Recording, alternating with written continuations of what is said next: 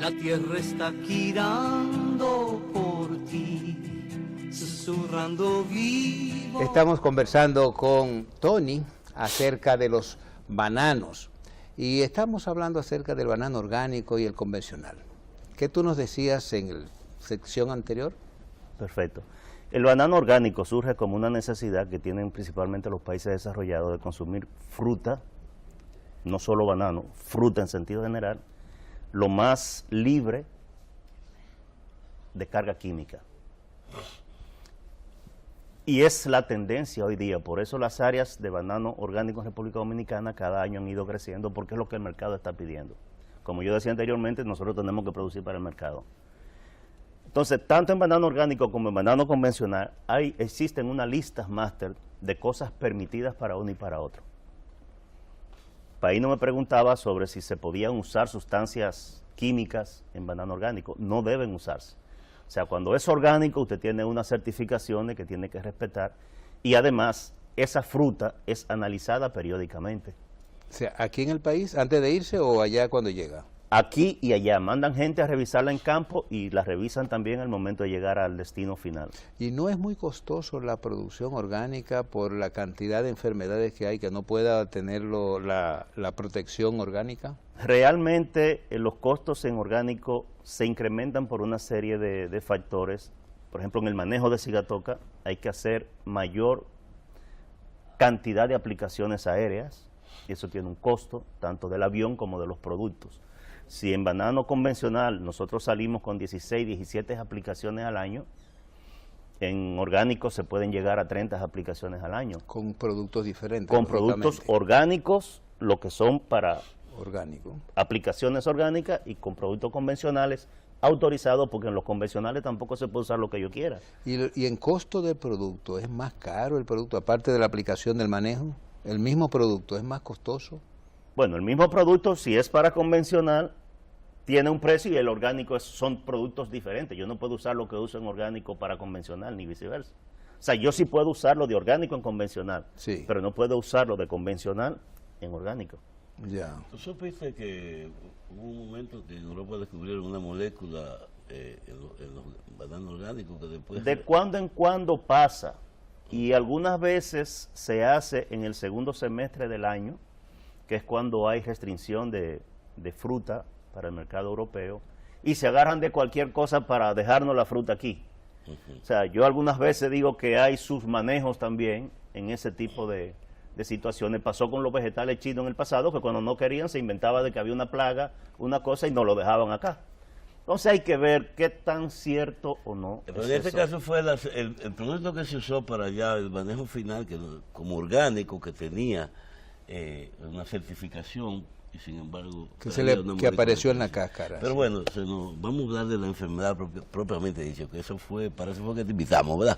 Las enfermedades principales del banano, vamos a analizar eso. Antes de entrar a la enfermedad del banano, quiero hablar, que tú hables acerca de la misma enfermedad, porque hemos oído últimamente en la prensa, lógicamente, quien habla más cada vez que nos enteramos no son expertos como tú, y por eso traemos expertos aquí para que nos digan la verdad, que hay un grave problema en nuestros bananos, que pronto hasta se van a eliminar todos los bananos porque hay unas enfermedades que pueden ser muy mortales. Háblanos de eso dentro de la pregunta que te decía Paino, a ver cómo no se quite esa imagen o se afirme, te diga cuál es la realidad en el caso al día de hoy.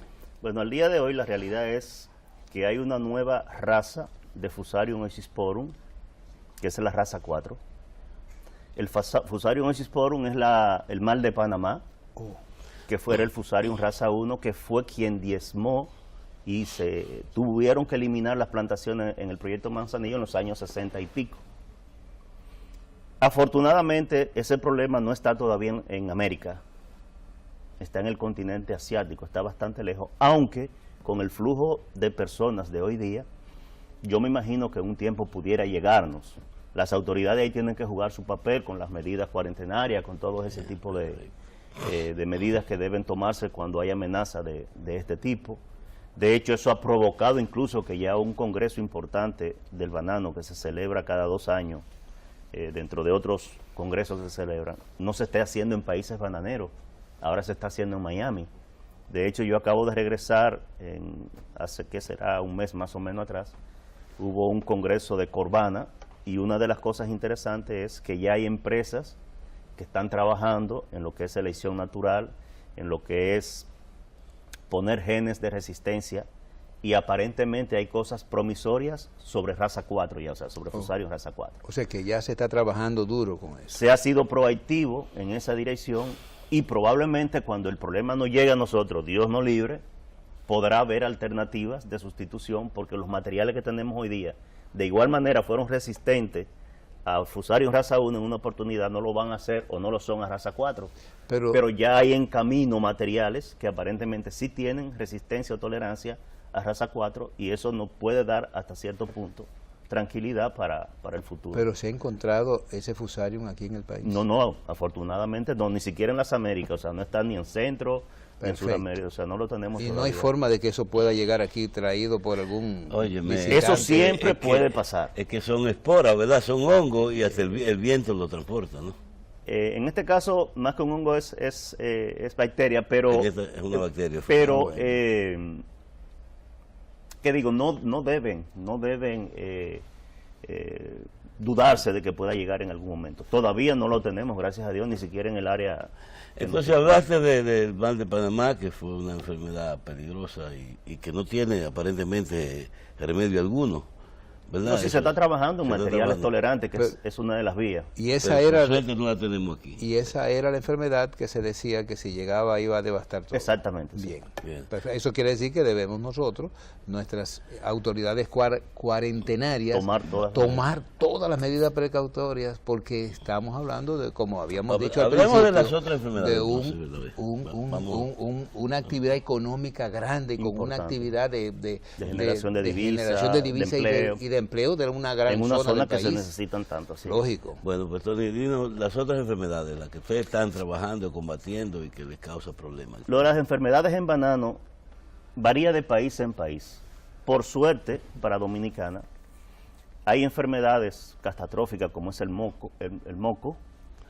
Esa es una bacteria. Que existe, sí, es otra bacteria, que existe en Centroamérica. Yo tuve la oportunidad de verla. No la tenemos en el país todavía tampoco. Digamos que la enfermedad más importante del banano en República Dominicana es cigatoca negra. Pero escúchame, el moco, ¿cómo se presenta en caso de que algún agricultor lo pudiera ver? El moco se presenta con una muerte regresiva de la planta. Empieza a morirse por la hoja más joven. Son síntomas de color amarillo. El sistema vascular, que digamos es por donde circula los nutrientes y el agua, empieza a necrosarse y la planta termina muriéndose. Es una enfermedad muy agresiva y cuando aparece una planta de esas se recomienda cercar el área, eliminar las plantas, tratar con cal y una serie, hay que hacer desinfecciones de los materiales o de las herramientas que se usan para hacer las prácticas culturales en el cultivo. Entonces es una enfermedad bastante complicada, pero por suerte para nosotros todavía, que yo tenga conocimiento, no la hemos tenido en el país. ¿Y cuál es la que más ataca las plantaciones de banano en Dominicana? El problema serio es cigatoca negra, Mycophylla fingiensis. Pero esa no es una enfermedad que está por mucho tiempo en el país. Ha estado desde los años 90, llegó al país. Antes teníamos la cigatoca amarilla, que era menos agresiva. Esta tiene la particularidad que es una enfermedad muy agresiva y se pueden apreciar daños importantes. Cuando llega a ese nivel ya la plantación se suspende la exportación porque la fruta se madura. En la mata, ¿verdad? En la planta, exactamente. Pero ese amarillamiento de todas las hojas, no es amarillamiento, no. Es necrosis. Es necrosis. ¿Se daña y se muere la mata entera? No necesariamente se muere la planta entera porque el banano es una unidad productiva. Se muere la planta madre, posiblemente quede contaminada la hija, que es la sucesión, sí. Pero si se hacen tratamientos correctivos, a partir de ahí ya usted pierde la planta madre la producción de la planta madre, pero puede tener una plantación sana si se maneja adecuadamente. O sea que la cigatoca se puede manejar para tú poder lograr entonces tener una buena producción, ¿o no se puede manejar? De hecho, si no se pudiera manejar, no estuviéramos exportando. Lo que sucede es que hay que armar programas fitosanitarios, unos para cultivos cuando son convencionales y otro tipo de programas para cuando son orgánicos. Pero hay programas de seguimiento, hay prácticas culturales, hay toda una serie de actividades que yo puedo enumerar que se usan, debían usar los productores para manejar el problema de cigatoca. Por ejemplo, en el caso el banano orgánico, ¿cómo manejan el tema de la cigatoca? No, igual que en convencional, con la diferencia de los productos autorizados para cada área. O sea, se hacen aplicaciones frecuentes, mucho más cerca, porque se entiende que los productos orgánicos tienen un periodo de protección menor que los convencionales. Se hacen prácticas culturales. Dentro de las prácticas culturales podríamos hablarle de la construcción de drenajes, de la densidad de población, del biselado a tiempo, del control de maleza, del manejo del riego, del manejo de la nutrición, muy importante. Muchas veces no se tienen programas de nutrición adecuados y una planta mal nutrida o desbalanceadamente nutrida tiene problemas a ser más propensa. Eso es lo que sucede, el guineo se madura antes de tiempo, muchas veces la cáscara se raja y la finca se suspende la exportación. Mira, eso, yo tengo una pregunta con respecto al pequeño productor. El pequeño productor que tiene enfermedades, ¿recibe asistencia técnica de algún organismo oficial o asociaciones que lo circundan? Porque yo sé que una finca enferma al lado de la tuya, tu finca está en peligro. Sí. Los productores pequeños casi todos están asociados. El Estado en algunas oportunidades ha hecho donaciones de productos para aplicaciones, aceite agrícola y diferentes moléculas de fungicidas, en el caso de banano convencional. Pero realmente el exportador generalmente tiene un técnico, un equipo técnico que se da a visitar las fincas de los productores pequeños y hacerles recomendaciones. En algunos casos, algunas asociaciones asumen el control de la cigatoca, por lo menos lo que son las aplicaciones aéreas, y se les descuenta de su aporte en caja. O sea, cuando comercializan la caja, le descuentan lo que es por concepto de manejo. ¿Y hay alguna ya experiencia ganada en el agricultor dominicano acerca del manejo de la cigatoca? Pienso que hemos ido avanzando. Si nos comparamos a 10 años antes, se ha ido avanzando. Pero todavía nos falta bastante para ganarle la lucha. Es muy normal que la cigatoca sea más agresiva cuando hay presencia de humedad en la hoja. Ojo, muchas veces el productor piensa que es humedad de lluvia solamente. Encharcamiento. Pero puede ser humedad de un sistema de riego, puede ser humedad de rocío, que casi nunca se toma en cuenta. Y cuando tú tienes humedad en la hoja, las manchas, los estadios, por lo que pasa la enfermedad, que son 6, avanzan más rápidamente y hay mayor porcentaje de germinación de ascospora, que es la estructura de reproducción sexual del hongo, y entonces te torna mucho más agresivo cuando esas condiciones se dan.